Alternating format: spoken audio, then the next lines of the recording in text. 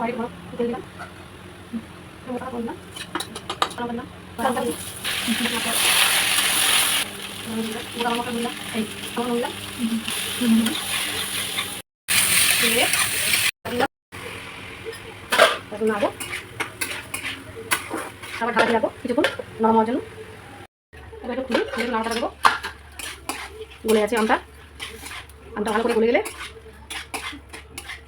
চামচ দিয়ে ভালো করে একটু চেপে চেপে পুরো গলিয়ে দিতে হবে। যেহেতু গলে গেছে জিনিসটা, তাও একটু ভালো করে গলিয়ে দিতে হবে। এবার আমটা পুরোপুরি ঘেটে গেল।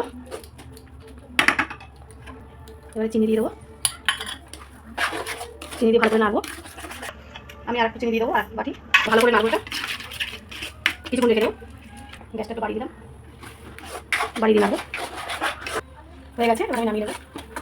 চাটনি রেডি। এটা আমাদের শুকনোই ভালো লাগে, তাই আমি শুকনো বলেছি। আপনাদের ইচ্ছে হলে আপনারা এটা একটু নড়িয়ে করতে পারেন।